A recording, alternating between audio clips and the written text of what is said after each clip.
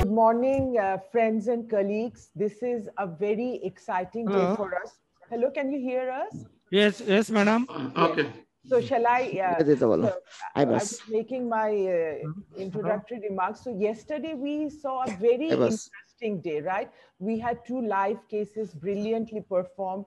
We had lots of interesting lectures. The fellows course, it was a superb first day. Today is the second day of BD Intervention 2021, and it's my proud privilege as one of the moderators to take you to NICVD, the Prime Institute of Cardiovascular Intervention and, for the matter, cardiology in Bangladesh. And it is our proud privilege that Professor Mir Jamal, the director of NICVD, will be doing a live case with his other associates. And I would like and request Professor Mahmoud Rashid Caesar, who is my co-moderator, and Professor Amol Kumar Chaudhary, who is the Cath Lab moderator, to kindly introduce our chairpersons, live case operators, and discussants to us. So without further ado, I would request Professor Mamunur Rashid Chaudhary to start introducing the faculty. Thank you. And Sir. Yes. Okay. So Caesar will introduce everyone now. Okay, thank you. Yes. Thank you, Fazila, madam. I am privileged as a co-moderator with you with a live case organized by the BSCI from the NICVD, and we are excited to enjoy a live case, and it will be demonstrated by our NICVD director, Professor Mir Jamaluddin sir. And in Cath Lab moderator is Professor Amol Kumar Chaudhary. Professor Amol Kumar Chaudhary, can you hear me? Yes, yes, yes. Now you can introduce the operator of the live case and present the case if already is seen and taken.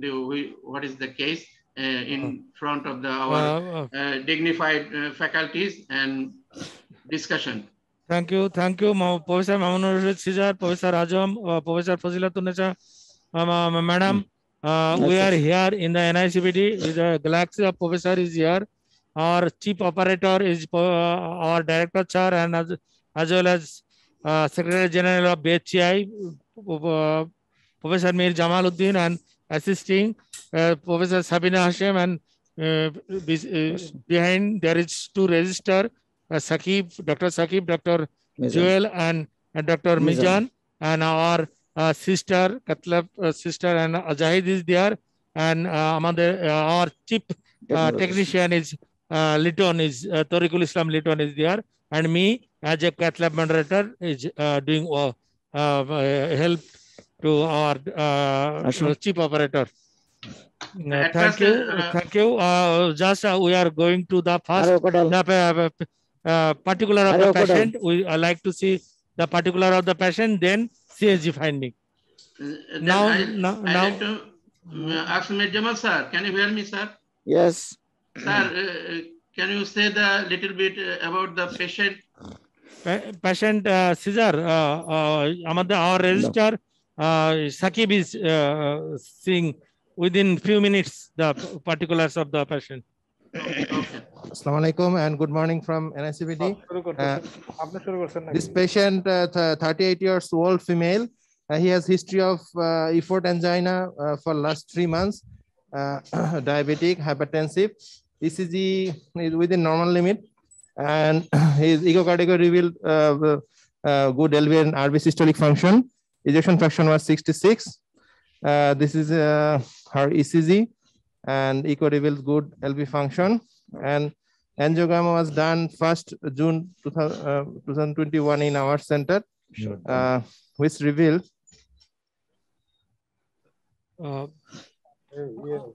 there is a significant narrowing and plaque in the proximal part of the LAD, and also involving the ostium.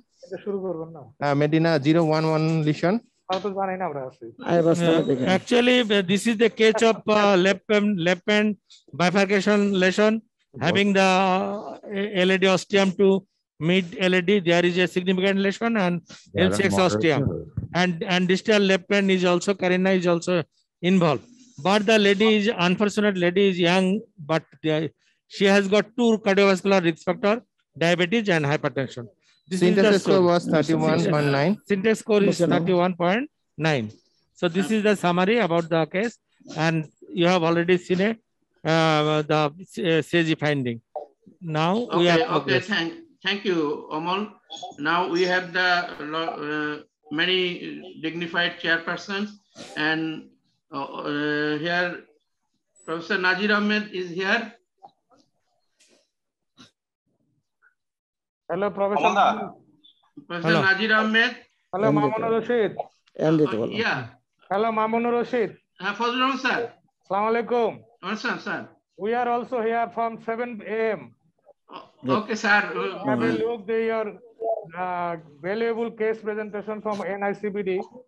Okay, sir. My deputy registrar from BSc, Dr. Rasul Amin, our secretary, we are waiting from 7 a.m. Okay, sir. Thank you.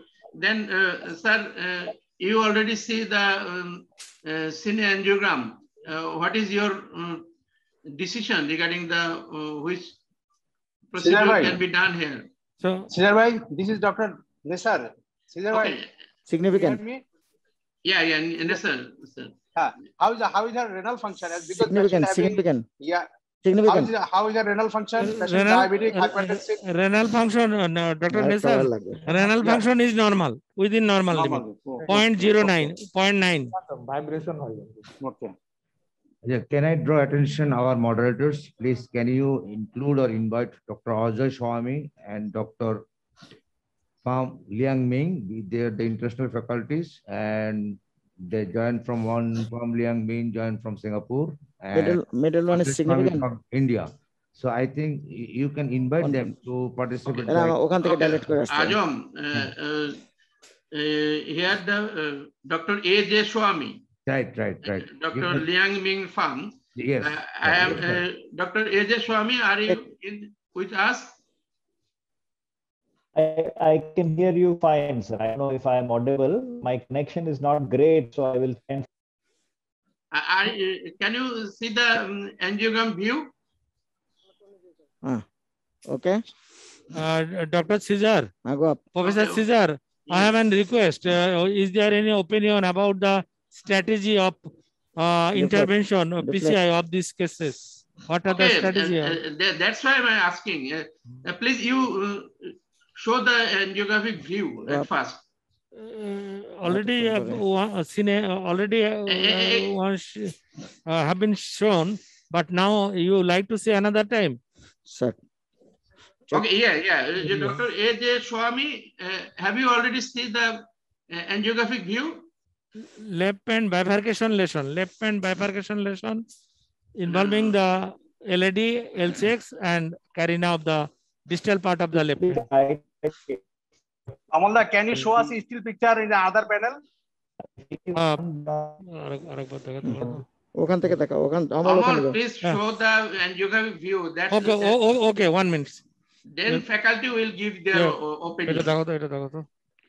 Sarcostem is right. Can you see? No. Now? No.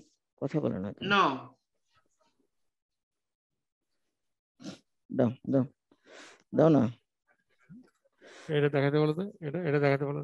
Sarcostem tight. Good. Patient Majama sir. Yes. Can you say the angiographic findings in orally, yes. and what is your plan regarding the procedure? Yes. It's a case of distal left main involving the LAD osteoproximal as well as mid lesion, and LCX osteoproximal involving proximal 5 to 10 millimeter significant lesions. So there is Modena 111 with downstream disease in the left anterior descending artery.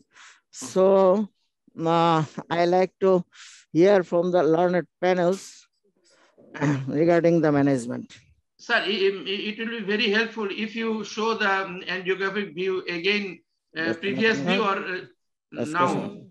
Professor Cesar, I am arranging every 5 minutes they are showing. Go up. Go up. Go up.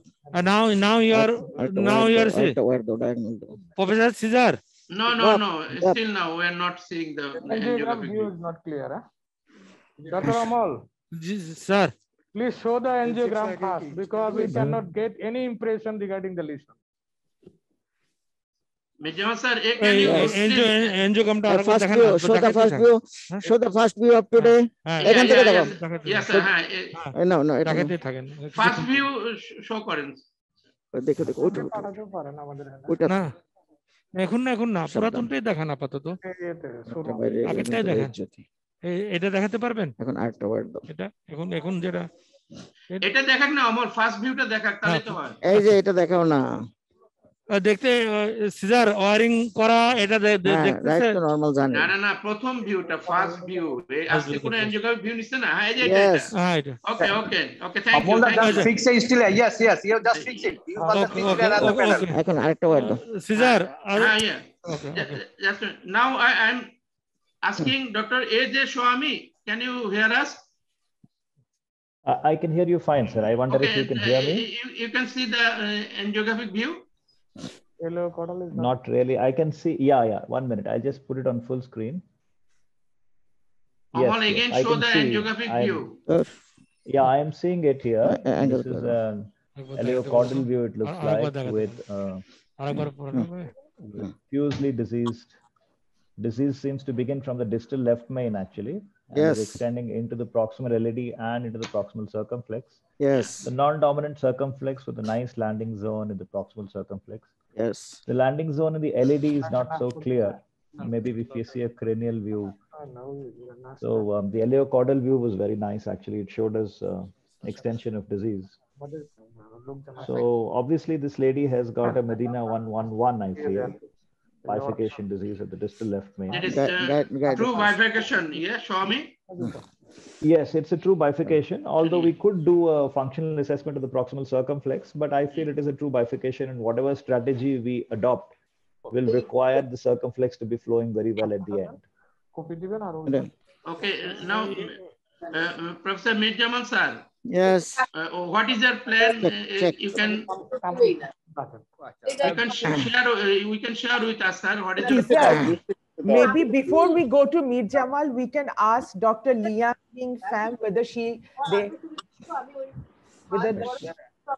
our esteemed faculty has joined, and if so, then we can get their opinion, and then we can hear from Professor Mir Jamal. But Dr. Liang Ming Pham, are you with us? Listen. Dr. Liang Ming Pham, are you with us? Distal stent. Professor Cesar, I recapitulate. There is another bifurcated relation in the D1 and LED, and also LED L6. Okay, just Professor Dr. Shahabuddin Talukdar with us. And D1 is a large vessel here. Dr. Asad is also there from Asghar Ali Medical College. Asad, are you with us? Dr. Nesar with us? আচ্ছা LED কোন জায়গায় এটা আচ্ছা আমরা একটু পুল back Yes sir, Maun bhai. Nesar, what is your opinion regarding this procedure? What procedure we can check for this? Maun bhai, yes, it's a please clean card to bifurcation relation. দাও 38 দাও নাও পরে হ্যাঁ Okay, Nesar, give your opinion, yeah? 2.5 দাও না যাবে দাও 2.5 দাও Dr. Nesar, I believe Professor Mir Jamal has already progressed quite a bit in his endeavors to fix this very complex lesion. So, Nesar, if you have any opinions, you can certainly share it with us. In the meantime, do you think, Caesar, we can ask Professor Mir Jamal to tell us what he is planning to do? That's why, madam, I am asking Mir Jamal sir. Stand. Mir Jamal sir, what is your planning? Yes, thank you, Professor Mamunur Rashid. There is a distal left main 111 lesion involving the downstream LED lesion, and there is another bifurcation with D1. So first of all, I like to put a stent, and I have done the IVUS. We can show you the IVUS. Distal stem disease is also significant. So I shall have to cover the distal stem disease, and to cover it, I am taking 2.5 and 38 stent from distal good landing zone to crossing the diagonal, keeping a balloon in the diagonal, meaning that modified gel balloon technique in this part. And then I shall do another stent from LM to LED in the fashion of DK crash. Okay, sir. You are taking the two stent strategy, sir. And definitely double stent strategy in this case, in my opinion. Mamunur Rashid, SAR technique is two-test technique in left hand bifurcation and gel balloon technique in to keep LED the DAD pattern. Okay, and modified gel balloon technique will be taken in the D1 and LED. LED, yes. The okay. Dr. Ajay Swami, are you like to see the IVUS findings?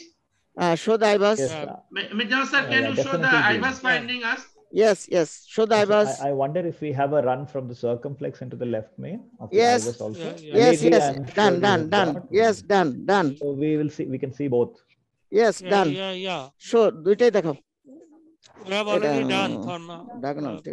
distal LED to up to L6.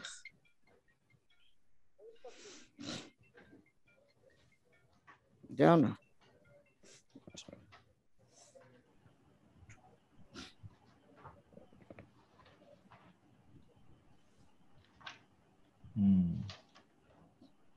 Excellent. So there's quite a bit of disease in the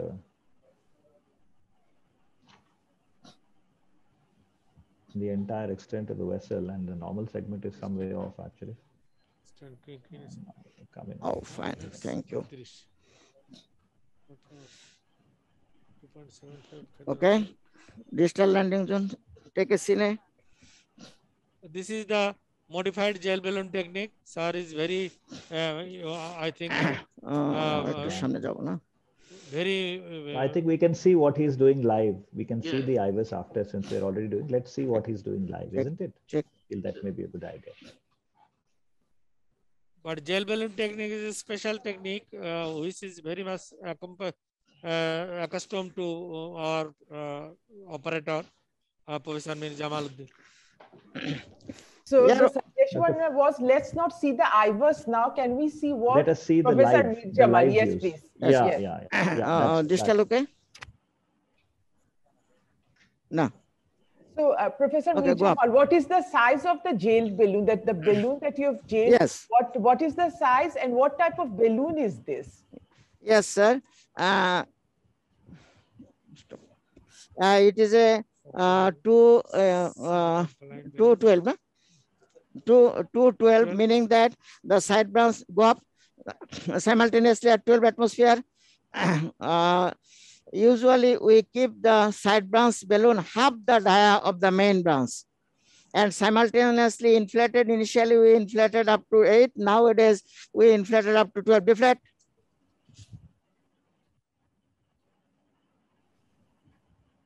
Okay, sir. Then what is the ratio of the side branch balloon? Is half of the diameter of the main branch, sir? Yes. Now I am withdrawing the side branch balloon.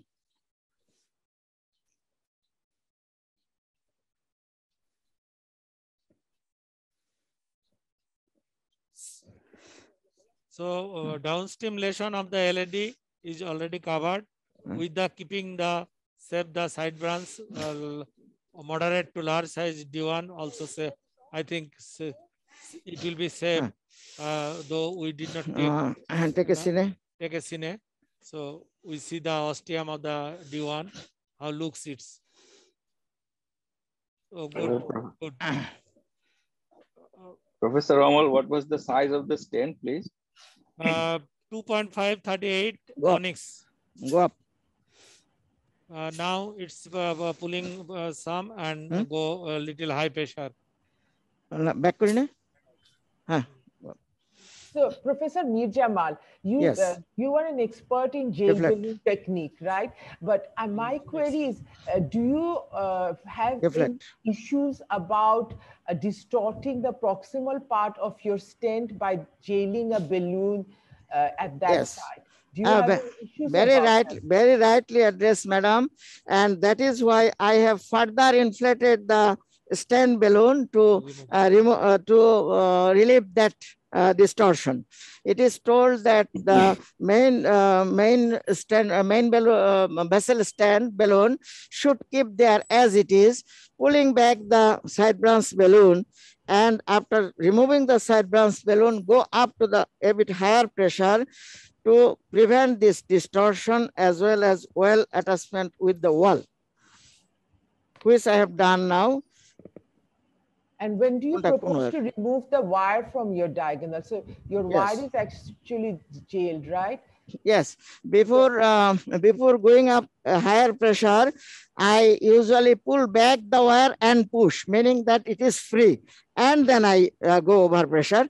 And so there is no problem. Yes, it is a very good technique to see the whether wire is jailed or not. And if it's free, then you go to the high pressure. You see, now I am pulling back without any obstruction. Now I shall go for main distal left main. Let us come. I have one point. Show me the dia of the left main and proximal LED. Ashok has a question. Ashok, thank you, ma'am. Regarding jailed balloon, balloon that we are using always should be new. But what about the side branch wire? Yes. Is it necessary to take a new wire for the side branch? Side branch, always new. Always new, and it never be polymer wire. It should be always, Dr. Ashok, always jailed wire should be new wire. Yeah. Side branch, আমরা তো ওদিকে crash করব। Professor Mir Jamal is doing indeed a very complex case. And he is one of the most seasoned operators of Bangladesh, one of the top radial experts, and we hope and we to learn a lot from him today. So any questions from the panelists, please feel free to ask him any questions, as well as any questions from our esteemed chairpersons. Madam, what are the next plan? Plan A, Plan B for the left main LCX? Already, yes. Madam sir. Yes. Dr. Ashok asking what is your next plan? That is after. Now double stand. No, double stand. Ashok already sir mentioned it. You will go to that decay crash. In the LED and L6, you will go to the decay crash technique. Decay crash. Yes. Length. Dr. Ajam. Yes. Chairperson Shahabuddin Talukdar. 2-3 millimeter inside the. He wants to enter the program, but link Pachana. Our LED mধ্যে ইয়ে দিতে হবে 2.7 আর LED তে ইয়ে দাও Dr. Shahabuddin Talukdar, can you LED 3 Shahabuddin Talukdar, Professor Shahabuddin Talukdar. I think double stent strategy is essential for this case, as because in the left circumflex, it is not only osteoproximal, not only within 5 millimeter, it extends beyond 5 millimeter, approximately 10-12 millimeter, and that is why I have decided to upfront two stent strategy. Number one. Number two, I could do a tap. The angle is almost equal, but you know, according to the decay crash 5 study, the results of decay crash rather than other crash techniques is better. And that is why my idea is to do a decay crash. Okay, thank you, sir. Sir, what is the landing zone of the LCX stent, sir, before the bifurcation of the OM and LCX? Balloon. Yes, yes, of course. The healthy part is there, and before the carina measurement. Just at the level of carina, sir, strategies to keep the distal landing zone will be at the level of carina, so that the large OM does not flow compromise. There is a large OM. Yes, Amolda, as because LCX is a very large vessel and very large area supplying by LCX, so LCX should not be compromised. So DK Crush is a very good option. And Dr. Nassar, I want to put a 2.75 into 12 onyx from LM to LCX. Can I find out what size guide is this? Is it a 7 French or yes, 6 French guide? Transradial 7 French guide by combo technique, which is the default technique of my procedures. If I use 7 or even 6. So I think it's a good choice to use a 7 French guide, because especially we have already elected to do a dedicated double bifurcation stand technique up front. So you have more real estate. Otherwise, it's very difficult to deliver all your equipments, especially when it comes to bigger balloons, to do the kissing balloon inflation technique. Is it radial or radial, sir? Sir, can you say some little bit about the combo technique, sir? Yes, combo technique means in case of guide catheter, if I use 6, I use a 5 French multi-purpose 120 centimeter long and a 3/5 wire, and then guide 6 or 7. So there is a smooth transition between the guide, multi-purpose, and wire. So there is no razor effect over the wall of the vessel, and I feel very much comfortable with this procedure. So this is a 12 millimeter stent, 2.75 diameter. How much do you want to keep inside the left main? Inside the left main, ideally I shall have to keep 1 to 2 millimeter. Yes. You are going to the tap technique, sir? No. This is DK Crush. DK Crush, okay, sir. Sort of mini crush. Wonderful discussion is going on. No, he's I looking must double appreciate his crush. Professor Mir Jamaluddin's report, and I really happy to see a lot of panels here. I am requesting our moderators, Fazila Madam, as well as Dr. Mohammad Rashid Sizar, would you please include our discussion, like Dr. Mohsin Ahmed, Khandaq Rasaduzzaman, Professor Samina Hassan, Tamjid Ahmed. Yes. Professor Ajam, I am asking, but they are not responding. They have the link or not? They are still online. Okay, Dr. Asad, can you hear Professor Mamunur Rashid Sizar, we have a question to the panelist. Is there any other option for this particular case? How audience, is there any other strategy to adopt? Okay, DK Crush, Dr. Tamjid. Yes, Manbhai. DK Crush obviously superior technique, but of course tap can be done because the angle is quite big. Rather than tap, in this case, if I want to remain simple, nano crush can be done also. Nano crush, yes, of course. Sir, mini crush can be another procedure, sir. Yes. Dr. Tamjid, your view is not clear. Sorry, I don't know. It's my, but can you listen? We are listening you, but we can. The right choice is of course DK Crush, but of course if you make it simple, procedure simple, sometimes you can do a tap technique. In this case, because the angle is more than 70%. So above 70%, you can use tap or T technique, or below 70%, DK Crush is the best choice, of course. Yes, exactly. But there's still DK Crush still a best choice in this case. Dr. Mohsin Ahmed, are we with us? Dr. Mohsin Ahmed? Dr. Asaduzzaman? No. Check. Dr. Sizar, may I tell something? Professor Khan. Dr. Saidur. Yep. Yeah. You can share your view regarding the procedure. Yeah, I'm just telling that, obviously, according to DK Crush 5, the DK Crush is Please, Saidur, your camera is a little bit higher. We cannot see your face. Have you got 8 or 9? Have you got 8 or 9 minutes to speak? Professor Mijamal, yes. DK Crush 5 is obviously, according to DK Crush 5, DK Crush is better. But European views are like this. European views are like this, that UBC main is telling 55% they are using culotte techniques. and 31% is tap technique. Decay crush is only 5%, and the result is almost same. So now there are some European version and the Chinese and Italian version here. So maybe any technique can be applied here, because the complexity of the lesions is not like Decay crush 5, where the complexity was more among the lesion subset in the left. That will be Professor Mir Jamal, sir. Yes. Can you say the details of the procedure, because we are actually in the important part of the procedure. As because you see that 12 millimeter stent is also beyond the carina, so I have nothing to do, as because below that 12 millimeter there is no stent available in my hand.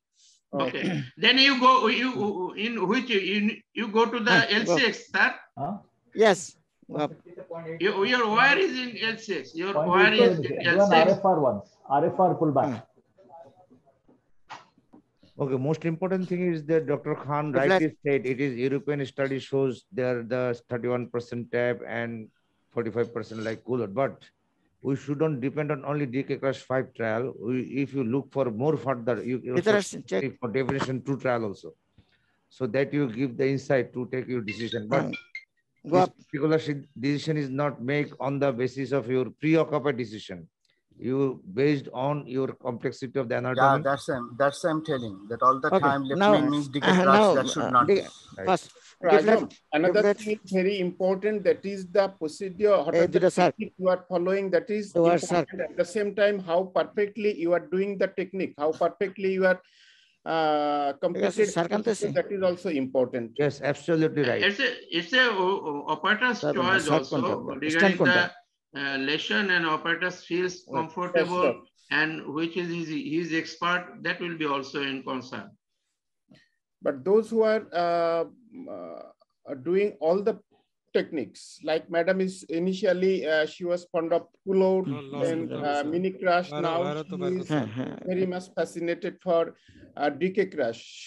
So this type of operator, those who are accustomed with all the techniques, they can give a better opinion regarding which one is better. Professor Fazila, ma'am. Well, Ashok, the fact is, I personally feel that we should do that we are comfortable with. And Professor Mir Jamal is a very seasoned operator. He is familiar with all procedures, and he has chosen Decay crush here. And according to the definition trial, this is, of course, a very complex lesion, and he is doing a great job. And I think we will all benefit and learn a lot from this procedure. So, would Professor Mir Jamal like to share what he is doing? Yes, madam. The stent of left LM to L6 is implanted, and wire and balloon. Here I have pulled back the stent balloon into the LM, and I have given the higher pressure to avoid the edge dissection distally, and while expand of the ostium of the sarc. And then I have done the first crush with a 3 millimeter NC balloon, 3 into 15 into the LM to LED. Next. Now I am going to recross the left circumflex with a hydrophilic wire. And will you be using a microcatheter? Yes, sometimes we use, madam. Right. And for stent, we shall do a stent enhancement to see whether I am going to throw the proximal and mid central start or not. So which is your preferred start? The middle one or which proximal one? Which do you prefer? Proximal one mostly. Sometimes the which on it. Yes, yes.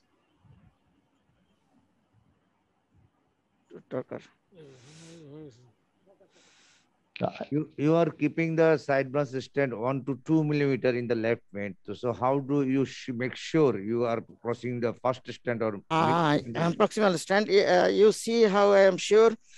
Show me the stent bush. You will see by the stent enhancement.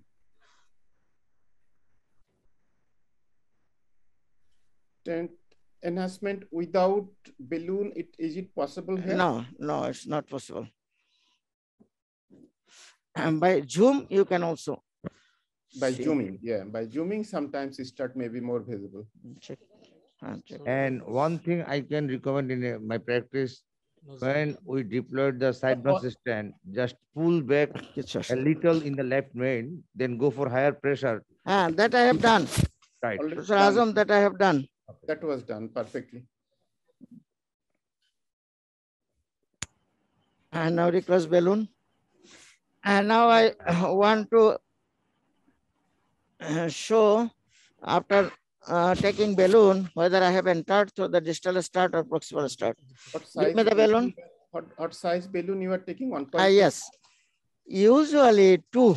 Usually 212 at least, as because initially I shall have to open up the start and then I shall have to do KBA, kissing balloon inflation. First kiss. Give. Dr. AJ Swami, do you have any comments so far? No, I'm watching with a great deal of interest and highly impressed by Dr. Meer's skills. We do pretty much something similar in our lab. One or two, he's working, so I don't want to disturb him. 1 or 2 things in the gel balloon technique in our lab, we usually don't inflate the side branch balloon. We just leave it there. And in case it's open, then we remove the balloon. If it does get occluded, that's when we inflate. That's just one point, something different that we do. So I thought I'll share it. About the DK crush, we often bring the side branch stent into the main branch as his situation where there was an early OM bifurcation. And Dr. Nessar, you see my crossing, whether I am in the proximal start or distal start, Professor Azam? So this is quite proximal. Yes, sir. Beautifully done. Go up. Yes. Yes, Dr. Swami. Sorry, so I mean, excellent demonstration. I'm reluctant to interrupt him. Right. So that is what I want to say to my wonderful colleagues. Actually, there is no definite set rule. Actually, how you cross first or second start, but the principle is that you try to recross the wire more proximally, not distally, because it's called a non-distal crush. Yeah. The thing is, it's called a non-distal crush, and it depends on how much of your side branch stent is in the main branch. Depending on how long and how much of your side branch stent is in the main branch. The minimum is 2 to 3, but it can be more as well. I think he's done very well. The last thing is that we wouldn't use a hydrophilic wire to cross. We use a workhorse wire to cross because we feel that it gives us a little more control over the wire. Yes, we also use the workhorse wire sometimes, but we feel a bit comfortable with hydrophilic wire. Easily cross. John, what wire are you using here? Pilot 50. 50. Okay. Yes. Fazila ma'am, what is your choice, wire choice for side branch crossing? Well, we also use the workhorse wire. We never use a hydrophilic wire. Yeah. The I mean, we are used to the workhorse wire. Yes. Yes, actually, we're more comfortable with the one we use always. Yes. So Dr. Liang Ming Pham, thank you so much for joining us. Would you like to say anything further about this case? Are you with us, Dr. Liang Ming Pham? Hi. Yeah, thanks everyone. Thanks, Prof. So it looks like a great case, a complex case, bifurcation stenting. Definitely I'll opt for DK crush as well with the use of intracoronary imaging such as IVUS. I just want to clarify, is there any plans for POTS going to be done eventually before and after crossing of the stent? Yes. Yeah. Yeah, sure. And what size of the balloon that the operator intend to use? Give the LED balloon. Yes, so we can see. Professor Mirjam sir. Yes. What is your plan regarding the port? Port after placing the LM2 LED stent. Yes.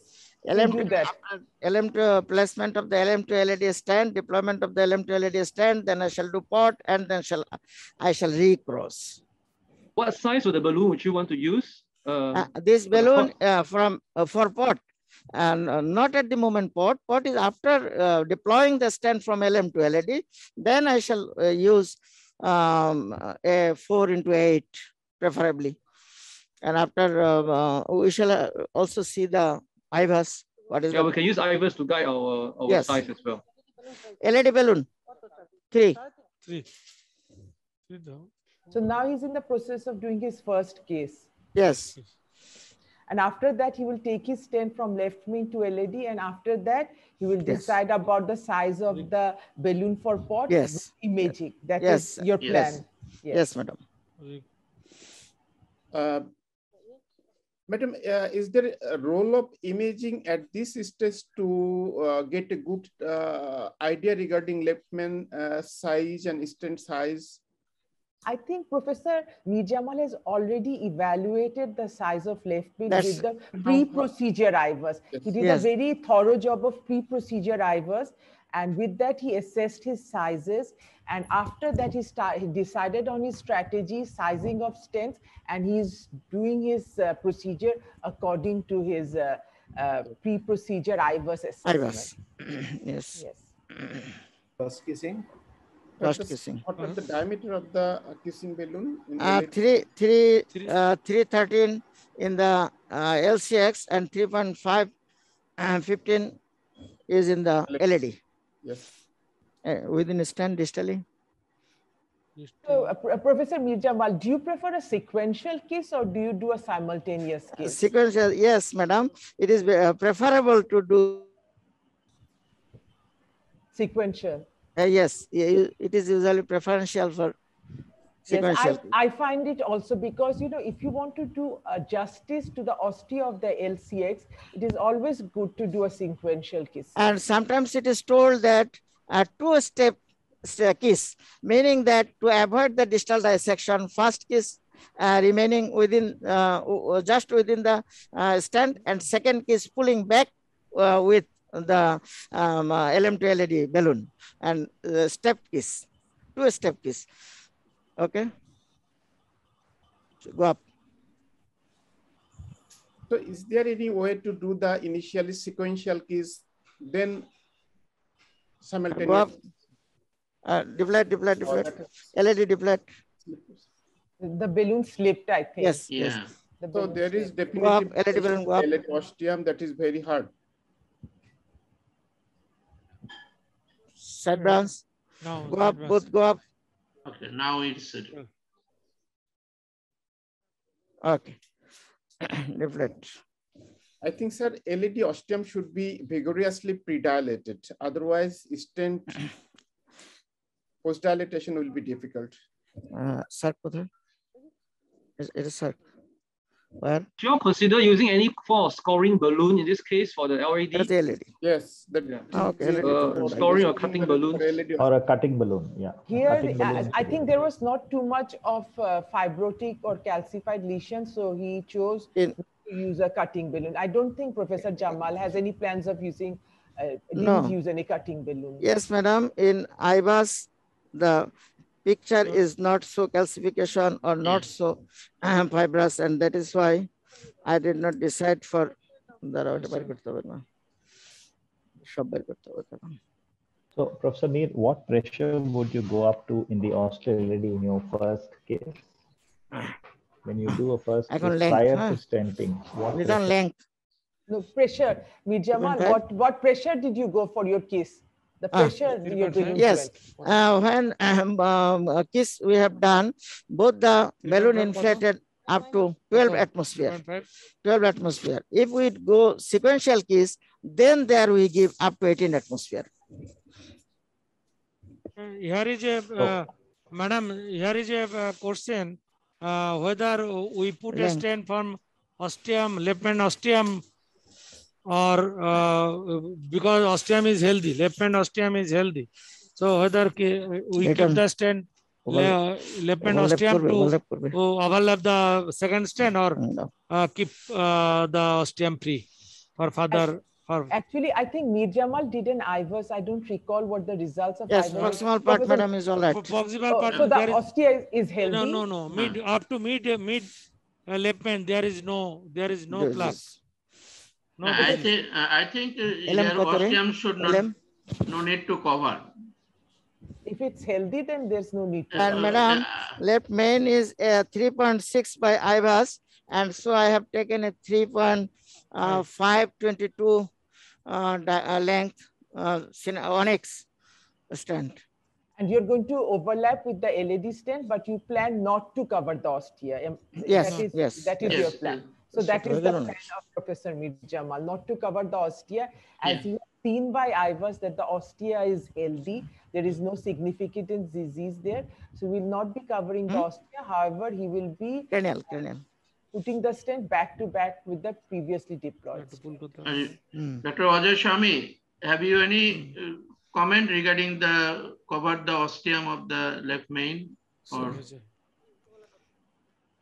in our lab, we would actually look at the type of balloons that we have. You need to have enough length in the left main to do a proper pot. And there must be adequate length proximal to that to ensure that you're landing in a healthy segment. We are not at all worried about covering the ostium. But we don't do it as a routine. There are problems with bringing the stent of the ostium with longitudinal stent distortion, however careful one is. And that is the basically limiting step. And this patient has an extremely long left main. So I think there's enough length for a proximal pot. Just that one must be careful that the balloon does not come into the main normal part of the left main at the time of the pot. That is sometimes easily ensured by taking the guide inside and making sure that the balloon does not contact the undiseased part of the left main to prevent a proximal distal. That was a very important point, and that's why we should always have enough space in the proximal part of our stent for proximal optimization. Now we need to remember that the smallest NC balloon that you will get in the market is 6 millimeters, and most of the smallest NC balloons are 8 millimeter. So at least 8 millimeters should be there for you to do your proximal optimization properly.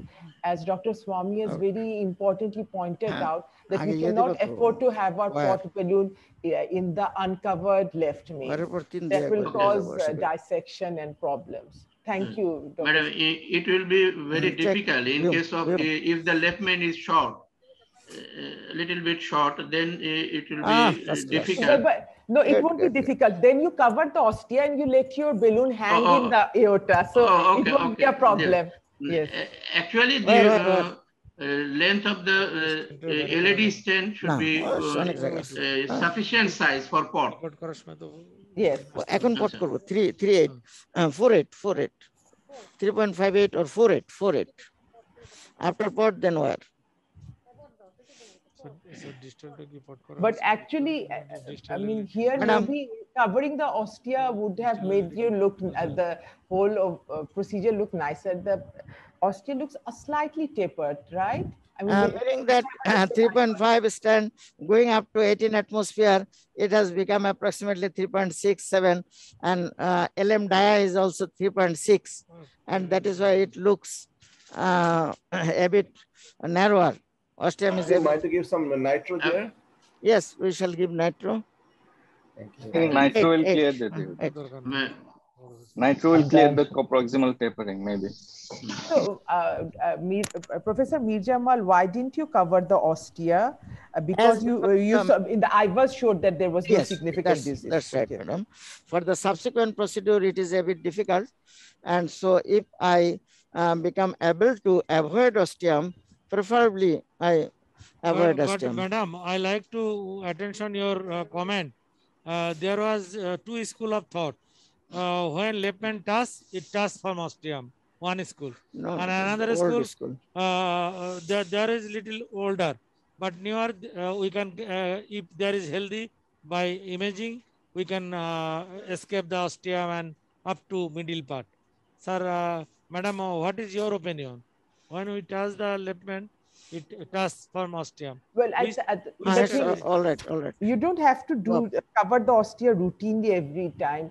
That is for sure. I mean, if you see by imaging that there is no significant disease, why would we? Because obviously covering the ostia makes the procedure a lot more complex, doesn't it? Yeah. Actually, madam, Ajay Swami, what says it is the, I think, the ideal. If the healthy part, then ostium should be uncovered. Junction, sir, junction. What size balloon is being used for the post-dilatation? This is 4x8. 4.0 already. Yeah, 4 for pot. So he's doing his proximal optimization. now that he has deployed his stent. I see. So you do a port first before you do the final kiss. After final kiss, we shall do report. After final kiss, there will be report. I think it's quite useful to do a first port before the second kiss. Otherwise, if just to make sure that the proximal edge is well opposed. Otherwise, during the recrossing, there's always a risk of the wire going underneath the stent struts. Absolutely, yes. Absolutely, absolutely. Very important point. First shot should be done mandatorily before the kissing. Just a point to add about the left main. It's difficult to have one rule for all left mains. Sometimes some left mains are tapering, and at the ostium it's much larger than it is as we go about 3-4 millimeters inside. In such patients, it's better to leave it a little bit inside, because we'll never reach the 5 millimeters that you need for that segment, and we'll end up dissecting the distal left main. In others in whom it's very, very short, there's no problem at all. You just leave a sepal wire and bring it right up to the ostium and cover it. In every case, we must be able to do a proper pot, because the moment we are touching the left main, the mace rate goes up a little bit. So it's good to have an excellent result as good as possible at the end of the first report. Another thing that we would have dilated the ostial LED at very, very high pressures and prepared it well before landing the stent there. Now, as we saw that although we had an 8 millimeter balloon, there seemed to be some part of the balloon that was in touch with the left main, proximal to the pot, inflation. It's important to do an imaging at the end to make sure that there's no issue with the left main. Valid points. Thank you. Is it hydrophilic wire, sir? Yes. Yeah. So there is double stud there, so it may be difficult. Sometimes. So you're still getting pilot 50 wire in Bangladesh. Unfortunately, we are short of pilot in our institute. So Abbott is giving you pilot 50 wire. Very less number. We will have to talk to them. They're supplying it in NICVD, and we are dying. We don't have any pilot 50 in our hospital. Madam, in our hospital, pilot 50 is more than 150, madam. No, Professor Cesar, this is the previous collection, as because now it is not in their hand. Okay. No, actually now he's trying to protect them. I mean, we have been asking for pilot 50 for what? So many months, and they say it's not in supply, but they're supplying it preferentially to NICVD. Now we understand. No, madam. Actually, there is shortage. Now shortage. 50 we did not get. No, really, madam. Jamal bhai, since it's a procedure, it's a complex procedure, are you checking ACT now? It's 1 hour. Check the ACT. Very good question, Tamjid. Yes. Especially for our newcomers, please, if it's a prolonged procedure, check your ACTs. Yes. That is so important. Thank you for raising that, Tamjid. Very valid question. Heparin was used initially, sir. How much heparin? Was it 10,000 or 12,500? Dr. Ashok, another is it's a radial procedure. So anything long procedure, anything caution should be taken. How much heparin usually in our institute we usually use 10,000. If procedure is longer than 1 hour, additional heparin as per ACT we used to give. Yes. For radial procedure, I use 12,500 in such complex and lengthy procedure. But what is your strategy, sir? In our institute, same strategy like you, but for who said has come back? Sir, where is coming? I would deliver the LED balloon before this step. Yes. Because in case your wire is abluminal, in that case, you will not deform your stent, make it difficult to cross. It's possible that your balloon hit the edge of the stent and so pull the wire back. I would deliver the LED balloon before that. And another thing is, hydrophilic wires are not that supportive. A workhorse wire will give you more support to take your give me a workhorse, sir. Yeah, that is better. Always that is give me a workhorse, sir. With John, sir. Yes. Have you given any loading duality platelet? Yes. Ticagrelor and aspirin. How much? Ticagrelor 180 milligram and aspirin 300 milligram. Do you give it in routine practice? This is a routine practice. Other than ACS also? Other than ACS case, you use other than ACS, nowadays we usually give it as because in our study, Professor Amal has done this study. There is much, I shall not tell mass, approximately 20% patients have clopidogrel resistance, either homozygous or heterozygous in the form. And that is why, if possible, if patient can purchase, then we like to give ticagrelor. Sir, that is what is the ticagrelor and prasugrel, sir. Prasugrel is cheaper. Cheaper. That's right. We can also give prasugrel. But my study shows that the prasugrel, the intracranial, we got the 3 cases of ICA, intracranial hemorrhage, massive intracranial hemorrhage, with about 400 patients. So I am scared about use of prasugrel, but in ticagrelor, other side effect is there, but not massive stroke. None of the patient develop massive stroke. So any patient with previous stroke or age of 65, we don't give prasugrel. Okay, Amal, prasugrel has the problem is the intracranial hemorrhage, but newer studies shows that there is no harm so much. Prasugrel again becomes superior to ticagrelor, but study is very small. And to me, it seems to be biased. Routine practice to give ticagrelor or prasugrel loading in all cases, ACS, all cases. For the last 7 years, I did not use any post-procedural or any anticoagulant before any clopidogrel, only prasugrel, 2-tablet prasugrel. Amalda, particularly in our population in the South Asian region, is there any geographical variation? As because our population shows more with prasugrel. I haven't studied with Labed Hospital. They are including Moinujaman sir also involved. We show there is the 39% resistance average, both aspirin and. Sir, you can post dilate further. Further, yes. And that is an option. Excuse me, Cesar, I need to bring to your attention that our time is elapsing for very quickly, and we have 2 lectures after this. Okay. We can go to the lectures, and maybe we can see this at the end of the lecture also, right? Okay, madam. Okay, madam. Okay. Yes, I think that would be a good idea. That's right, madam. We can start the lectures. It's precisely 10 o'clock. So we can start our first presentation, Radial Intervention Tips and Tricks by Dr. Liang Ming Pham from Singapore. And after that, we have another presentation from so Cesar, you can moderate and announce these 2 speakers back to back. And once we are done with the lectures, we can go back to Professor Mir Jamal and see the end result of his final result of his case, right? That sounds good, I think. So, Cesar, would you care to introduce the first speaker, please? Yes, I will. Dr. Liang, are you with us? Afternoon. Morning, everyone.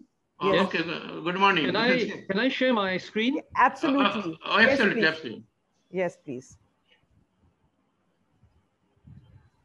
I'm still not okay. Okay. Yes. Are you able to see my slides?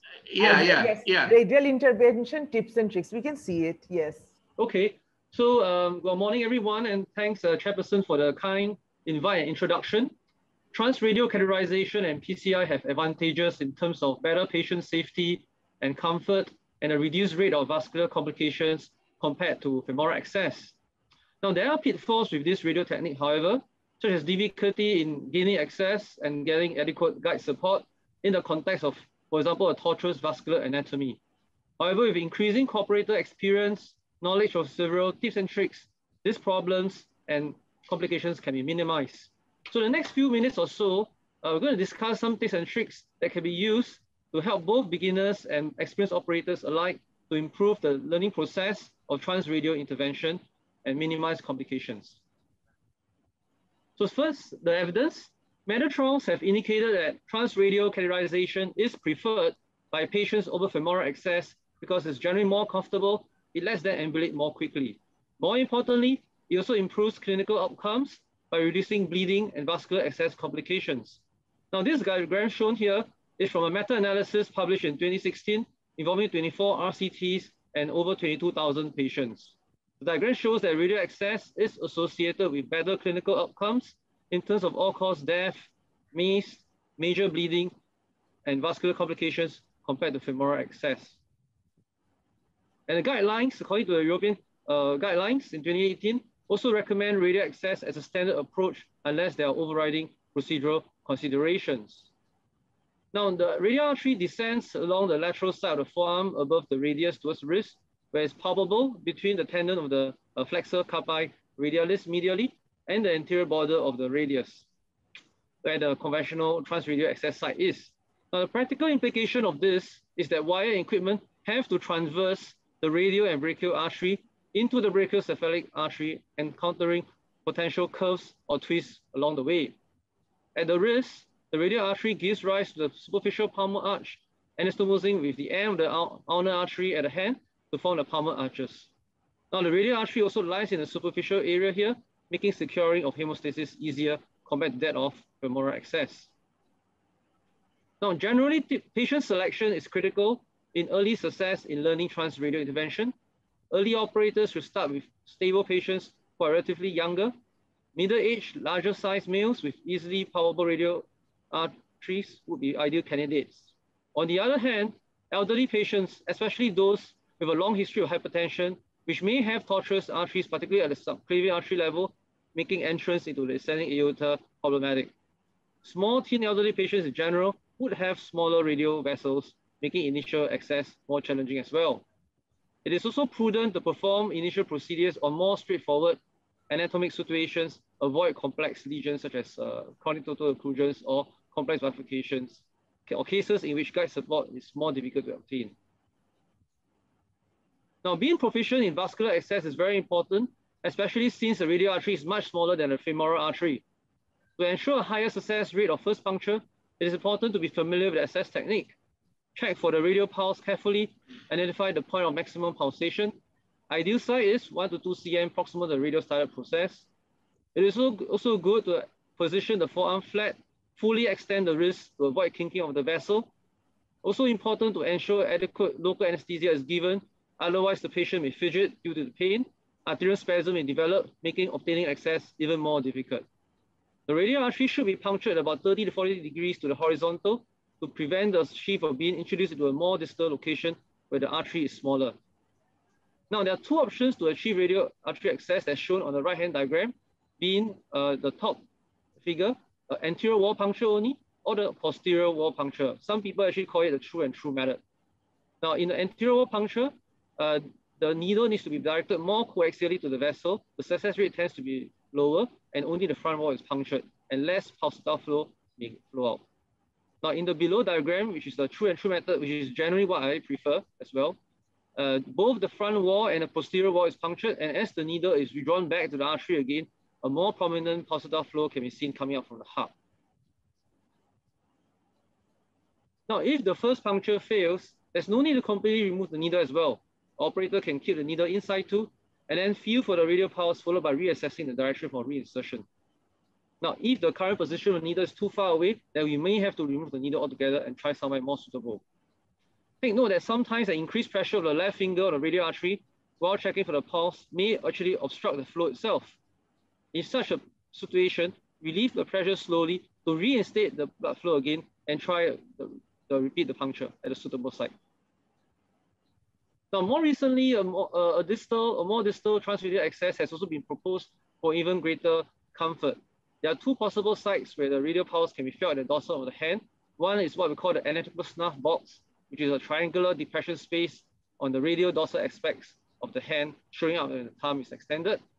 Another puncture site is that of the first intercarpal space between the long extensor tendon and the second metacarpal bone. Advantages of this distal transradial access include that of greater patient comfort during the procedure, patients with limited supination of due to frozen shoulders or elbows can benefit. There's a reduced risk of ischemic complications to the hand in the event of radial artery occlusion, and potentially we can preserve the radial artery for future use, such as for repeat transradial intervention through the same route, or for patients who might need dialysis in the future, as well as preservation of the radiograph. Another tip is to know your equipment, to beware of existing equipment, such as a smaller diameter hydrophilic introducer sheaths, which can potentially reduce the risk of radial artery spasm or pain. An example is the glide sheath standard system, which is a hydrophilic thin sheath. Other than having a hydrophilic coating allowing a smoother insertion, the sheath has a thin wall structure whereby the outer diameter is actually reduced by 1 French size while maintaining an inner diameter equivalent maintained. As shown in the live case earlier on, it allows a 7 French guide to be inserted through the radial approach, having better outcomes, allowing more greater patient comfort and reducing vascular bleeding risk. Yeah. In general, operators should avoid using sheath diameters that's greater than the radial artery diameter itself. Another potential equipment that can be at our disposal will be the use of sheathless guides, which negate the use of a radial introducer sheaths. These guides are less traumatic to the radial artery than the traditional guide in sheath. As alluded just now during the discussion, we mentioned about the razor effect, which is really the trauma that's induced by a mismatch between the inner diameter of the catheter and the wire, leaving a relatively sharp leading edge exposed that may injure the artery. Also, there is a potential to accommodate larger guides in the smaller radial artery in the setting of more complex interventions. Unfortunately, the sheathless guides tend to be of relatively higher cost. Another tip that I would like to consider is to respect the anatomy, beware the radial artery and its variations. In a study of 1,540 patients, radial artery anatomy anomalies were encountered in 13 to 14% of the time. And some of these anomalies, such as radial loops, can pose a serious challenge to delivering the wire and catheters. Use fluoroscopy when tactile resistance is encountered, and if necessary, use contrast injection as a guide. So this is an example of a guide wire crossing the loop, but I'm able to advance further. Another case example is that of a radial loop that's crossed using the aid of a guide wire and the support of a diagnostic catheter. In such a situation, using the catheter together to clock and counterclock, and this may straighten the loop. And once the wire and the catheter goes through, it will actually straighten out the loop and allow the rest of the catheter to advance. Now, another method is called a balloon-assisted tracking, which is another technique that can be used to overcome radial tortuosity. Now, here's how it works. We cross a tortuous segment with a standard angioplasty wire. A guide catheter could be advanced into the radial artery distal to the spasm first, and a balloon is then advanced over the wire to the tip of the catheter with the distal 2/3 of the balloon sticking out outside the guide as shown in this right-hand side and inflated just above the nominal inflation pressure. Now then, this entire balloon catheter assembly can be advanced over the wire, and as it moves forward, the balloon tip actually moves the wire off the artery wall, straightening out the tortuosity and allowing passage of the catheter, limiting further trauma to the vessel. This maneuver has to be performed under fluoroscopic guidance, and it's important that the patient is anticoagulated as well. Now, another common situation that we may encounter is the wire keeps going down the descending artery in the setting of a tortuous subclavian artery. An optimum view to assess the ascending artery is that of an LAO projection at 30 degrees. At this projection, there's less superposition of the different segments of aorta and opens up the aortic arc. A recognition of the position of the guide wire in either the ascending or descending aorta is then made possible. Another practical tip is to ask the patient to perform a deep inspiration with breath hold, allowing further negotiation of the subclavian artery by straightening out the angulation. Sometimes this has to be combined with a gentle rotation of the catheter with the use of a unplugged stiff wire as well. Now, do not panic if the guide support is suboptimal. You do not need to switch SS. There are various ways to improve guide support, such as increasing the active support by deep engagement of a guide. For example, in the case of a JR guide for the RCA, you can do a deeper clockwise rotation along the wire, or a rotational unplugged maneuver to make a loop in the coronary sinus such that the catheter bends in the coronary sinus, and obtain support from a contralateral aortic wall, or the use of a more aggressive guide such as an unplugged left guide, or alternatively, the use of guide extension catheters or anchoring balloon technique can help as well. Sometimes the choice of guide is also influenced by the brachiocephalic anatomy. Example, you may need to use longer or larger guides if there's greater angulation between the brachiocephalic artery and the aorta. Last but not least, be familiar with complications specific to the radial access, which are listed here, such as radial artery spasm, thrombosis leading to occlusion, as well as perforation.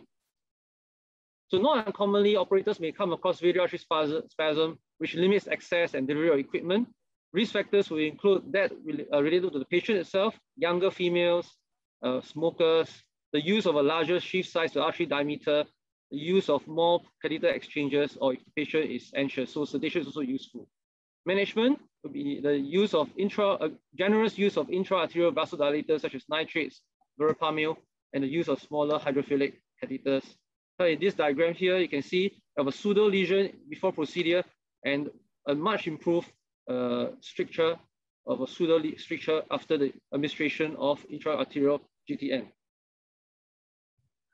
Radial artery occlusion, usually asymptomatic due to a dual blood supply from the ulnar artery.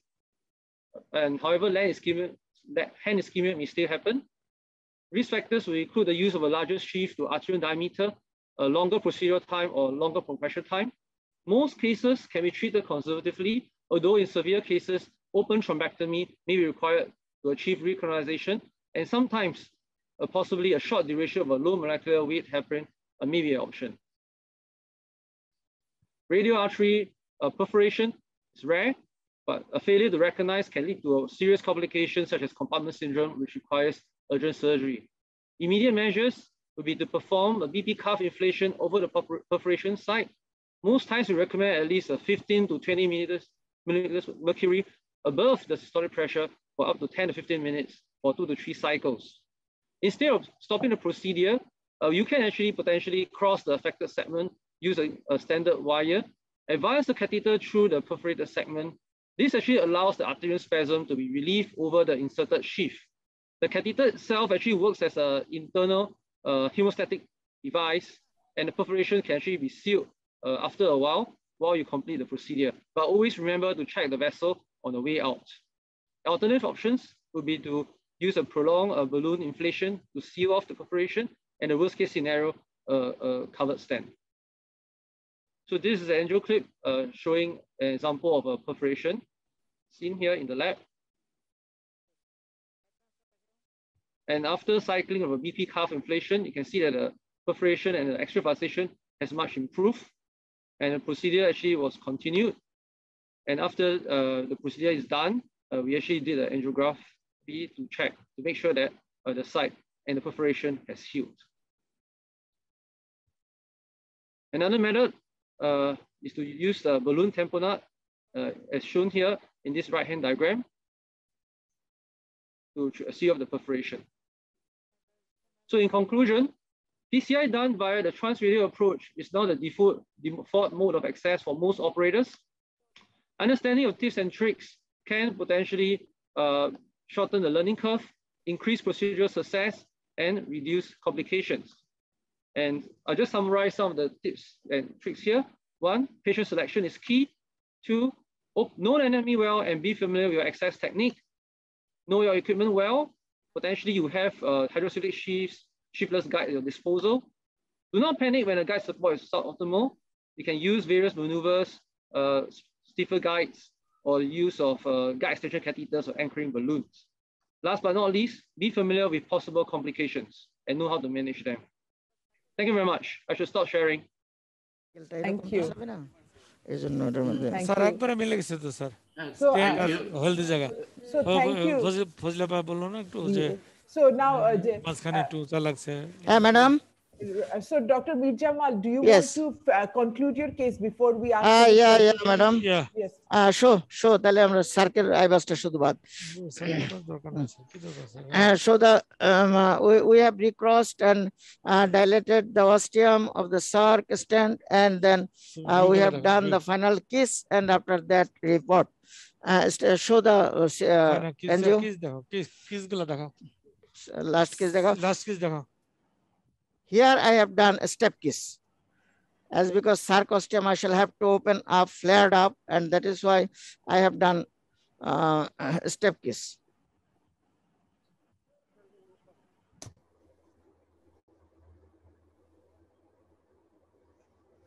Go back.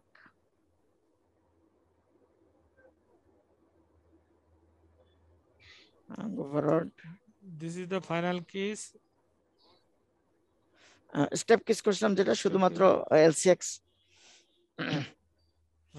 LCX. এটা দেখো না। Okay, this is the initially I have inflated SARC and then I have inflated the LED. Next.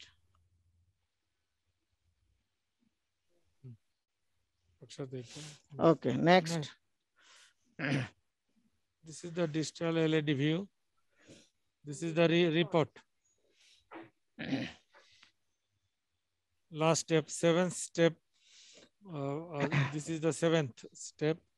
Then we did IVAS, and IVAS finding shows there is no mismatch between show the IVAS. Leftman, stenting Leftman and non-stenting Leftman all are 3.7. Show the IVAS run. Are you seeing, madam, IVAS run? Yes, we all are seeing. Thank you. Okay, thank you, Jamal sir. Sir, what was the state size from LED, let me to LEDs? 3.522. Oh, yes, sir. And by 4.0 into 8, yeah? Yes, 408. So, how did you cross the LCX lastly? Lastly with workhorse wire. Workhorse wire and 1.5 sequential dilatation. That is hydrophilic or run through, sir? No, run through. Yeah.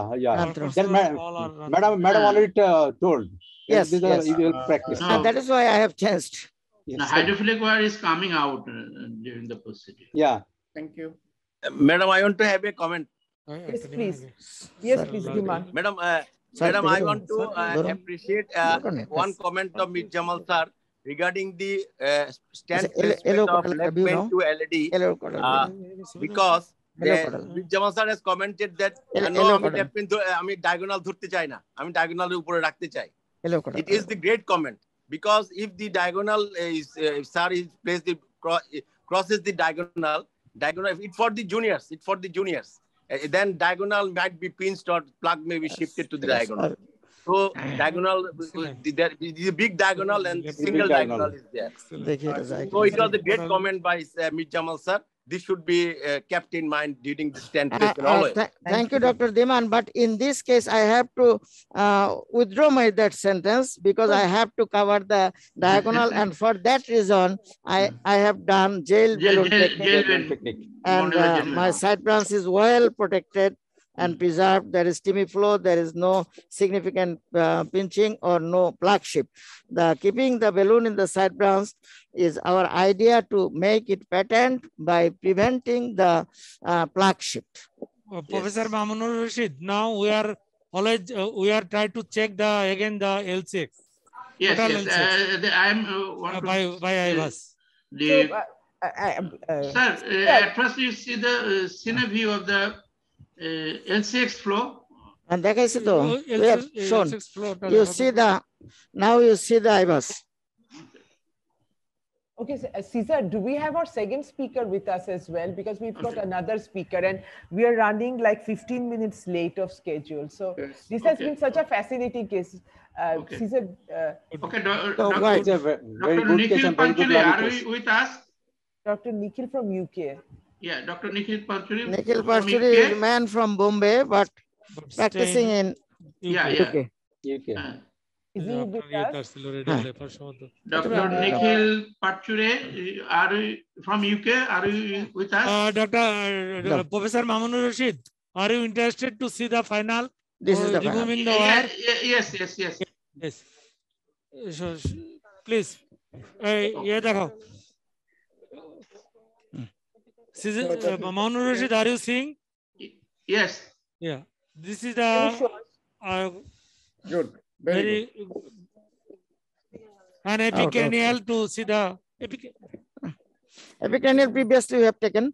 Okay. Just after IBUS. Epicranial already we saw. Yes. Thank you. Thank you, madam. Thank you, Thank my you, friend Cesar.